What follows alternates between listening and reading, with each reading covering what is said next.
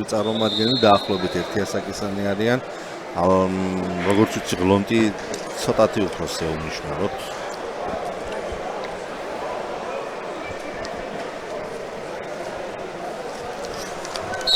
გლონტმა დაამარცხა რამას სილაგავა მარტვილელი და ხარუმიძემ საკმაოდ დაძაბული ბრძოლა იყო თუ გახსოვს ბოლო წუთებზე მოუგო.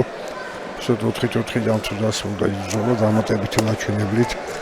ყოვა ხარუმიძემ აჯობა გიორგი კოჩალიძეს. კოჩალიძე გახდა ბრინჯაოს პრიზიორი, მეორე ბრინჯაოს პრიზიორი გახდა გიორგი პერტაია თბილისელი.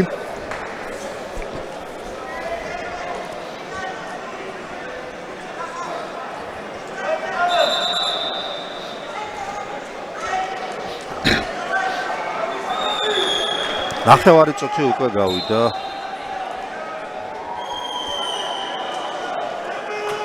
ნულით 0. აქ შავშან ჩემპიონი ვახტანგ ლოლუა იყო, შავშანდელი პრიზიორთა ოთხეული. შვენიერი გდება 4-ქულიანი გდება გაუკეთება კონტშეტევაზე ხარუმიძემ მეტოქეს და 4-0 დაწინაურდა გარდაბნელი სპორტსმენი. გარდაბანმა პირველი ოქროსკენ გადადგა დიდი ნაბიჯი. ბატონო, და შავშანდელი ოთხეული 55 კილოში მთლიანად შეიცვლება, 4 სხვა რაღაცი იქნება. ანტონაში 4-0 ხარუმიძემ. ლანჩხუთელები ამ გამოსვლით ამთავრებენ, კიდევ ერთი ფინალისტი ყავს გარდაბანს, ეს არის მძიმე წონოსანი გიგი შავაძე. რატიტალიკიშვილი. გიგი შავაძე ეს ბიჭი ბოლნისი, მაგრამ გიგა იყო აქამდე, როგორც ჩანს ოქში არის ტექნიკური შეცდომა. შეიძლება ხო, სხვა ხო არ არის. არა, ბოლნისელებს შავაძე მეტი მძიმე წონაში თანაც. ერთი ქულა მიიღო კიდე აქტიურობისთვის ხარუმიძემ და გლონტი ჩადის ჩოგჯენში.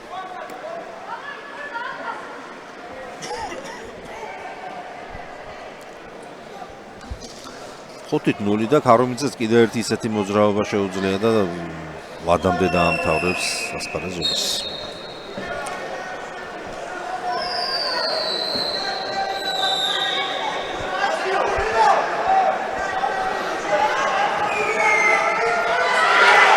აიტაცა კიდევაც და ოთხქულიანი მომდევსიო დასტამთავრდა გახდა საქართველოს ჩემპიონი.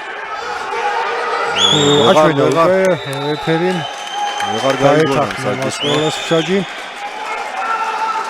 თუმცა აქ ლანჩხუთელებმა შემოაგდეს ჩელენჯი.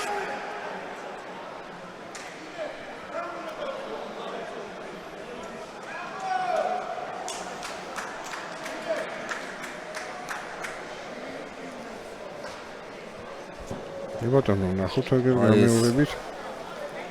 აქ რამე ფეხს გამოდებაზე ხო არ არის ლაპარაკი. მაგრამ არაფერი ისეთი რაც მგონი არ ყოფილა.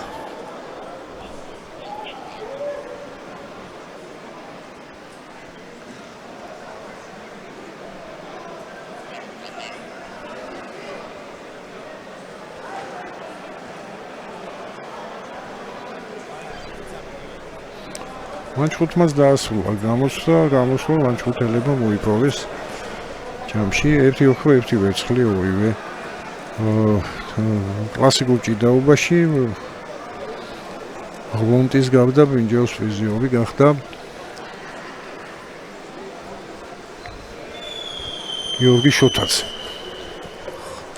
67 კილოში. გარდაბანს კიდევ ერთი შანსი აქვს.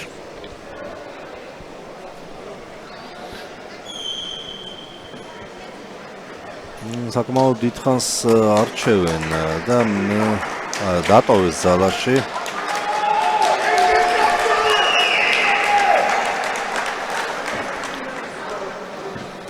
ოთხი ქულა დატოვეს ზალაში და კიდე ერთი ქულა დაემატა ხარუმიძეს 10-0 გახდა საბოლოოდ ანგარიში.